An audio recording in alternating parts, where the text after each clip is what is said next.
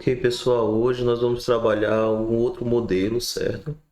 Um modelo que vem após o modelo de Rutherford. Esse modelo, ele é um modelo de Niels Bohr, tá bom? É um aluno do Rutherford, Niels Bohr. Ele, ele pegou o modelo interplanetário, né, do Rutherford e pegou aqui cada eletrosfera daquela que foi chamada de órbita. Ele disse que essas órbitas são representadas. Ele representou essas órbitas por uma letra, tá? Ele chamou cada letra dessa de camada, tá? Então, essas camadas, é, elas são numeradas de um até 7, com 3, camada N 4, 5, camada O 5, camada P 6, camada C Q 7. Então, ele diz que cada camada, ou seja, cada órbita em volta do núcleo, que é positivo, ela contém uma quantidade de elétrons. Então, a camada K, que é essa camada aqui, ela tem 2 elétrons. A L tem 8 elétrons, que é a camada 2. A M, a camada 3, tem 18. A camada 4, que é a N de navio, tem 32. A camada O, que é a camada 5, tem 32. A camada P tem 18. E a camada Q tem 2. Essa é a quantidade máxima de elétrons que cada camada dessa consegue suportar. Ou seja, a camada K ela só consegue ter 2 elétrons. Você não vai conseguir colocar mais. Você pode colocar um elétron, mas 3 você não pode colocar, tá bom? Ou seja, o máximo de elétrons que a camada K consegue suportar é 2 elétrons. Assim como também a camada O, ela consegue suportar até 32 elétrons, mas você não consegue colocar 33, tá bom?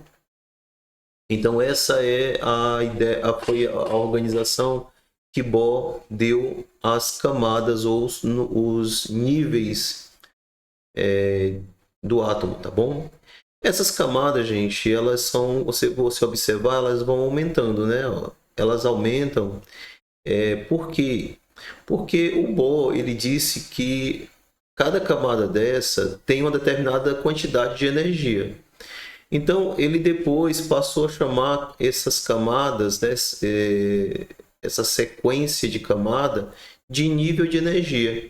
Então, a gente representa pela letra N.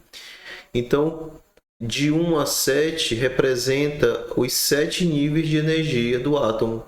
Ou seja, o nível de energia ele aumenta, tá? De cima para baixo aqui, ó, nas camadas. Ou seja, quanto maior for a camada, quanto mais distante a camada está aqui do núcleo para fora do átomo, maior vai ser o nível de energia, tá bom? Então, a gente consegue perceber isso, né, quando você vê que as camadas mais externas, quer dizer, quanto mais vai saindo, né, do núcleo, distanciando do núcleo, mais elétrons suporta aquela camada, né, ou nível. Então, se isso é uma verdade, então você vai ver que quando chega aqui na O, na quinta camada, você já tem 32 elétrons que a camada O suporta.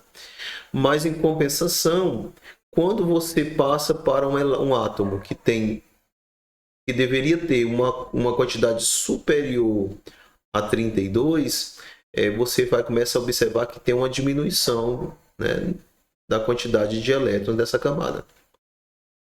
Isso por que acontece? Porque a camada mais externa é aquela camada que está mais vulnerável né, o que está mais distante do núcleo. Então ela tem maior facilidade de perder elétrons.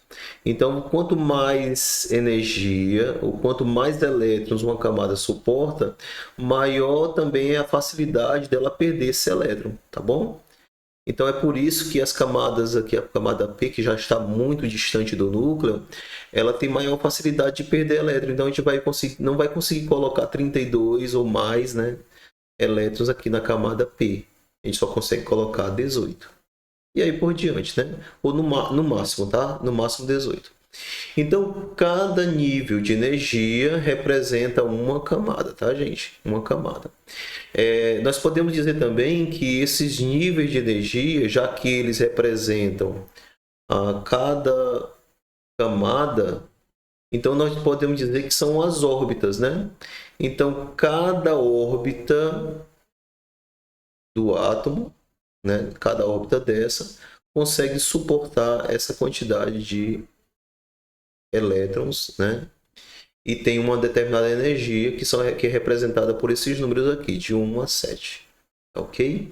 Vocês vão ver isso daqui bem representado na tabela periódica, quando estiver vendo tabela periódica. Ok?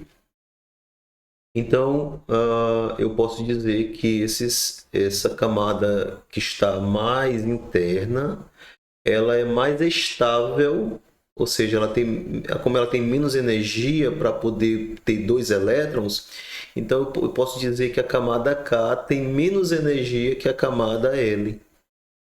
E a camada L, consequentemente, tem menos energia que a camada M. Ok, gente? Então essa é a ideia do Niels Bohr. Ele pegou e transformou as camadas, né, ou as órbitas do átomo em níveis de energia. Ele passou a chamar de nível de energia e ele encontrou mais uma coisa que é interessante a gente saber. A camada K, ela consegue suportar 2 elétrons. Então nós temos aqui 2 elétrons, tá, na camada K. Então, o que o Bohr ele percebeu? Ele percebeu que quando o átomo recebe uma certa energia, pode ser energia, essa energia aqui pode ser calor, tá? Essa energia aqui pode ser calor. Aqui o triângulozinho que representa o calor. Esse átomo fica doidão, né? Ele fica doidão, ele fica cheio de elétrons, ele fica cheio de energia. Elétron não, ele permanece com os seus, né? Ele fica cheio de energia, então ele fica doidão, ou seja, ele fica o que nós chamamos de excitado. É um nível de energia muito grande. E os elétrons que estão nessas camadas mais internas, eles vão... Só botar aqui. Ele vai saltar da camada mais interna para a camada mais externa. Tá? Então, esse elétron que está na camada mais interna salta para a camada mais externa. Vem para cá. E, consequentemente, o elétron que está aqui na camada L vai saltar para outra camada também mais externa, que é a camada M.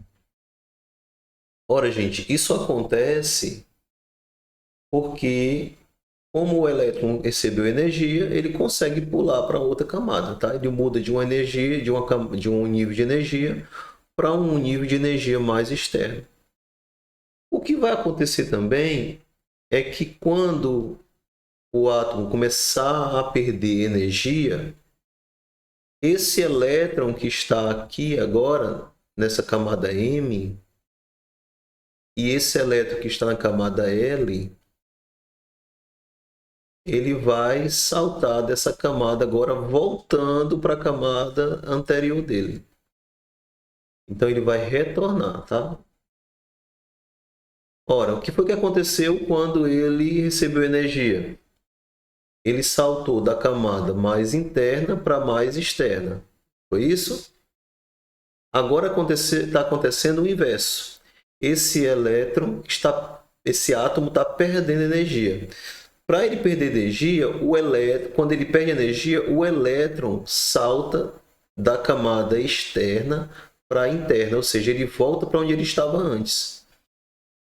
E quando isso acontece, gente, o átomo libera energia. Ele não recebeu energia? Agora ele vai liberar energia. Só que essa energia que ele liberou, ela já não volta da mesma forma, tá? Ele recebeu calor, ficou excitado, né? Com alto nível de energia. Agora ele vai sair em forma de luz. E essa luz nós chamamos de fóton. Tá? Esse fóton que é igual à luz, tá? É igual à luz. É igual à luz. Então o átomo recebe energia, o elétron salta de uma camada para outra e da camada mais interna para mais externa, quando ele perde essa energia, ele tende a voltar para a camada mais interna. E quando ele faz isso, ele libera a energia em forma de fóton, ou seja, de luz. Então nós conseguimos ver a luz, tá? do átomo quando ele libera essa energia. Tá bom, gente? Então isso é o que o Niels Bohr percebeu através dos seus experimentos. Tá bom? Eu vou parar aqui nessa primeira explicação e volto logo com a outra explicação relacionada ao Niels Bohr, tá? Para não ficar tão longo esse vídeo.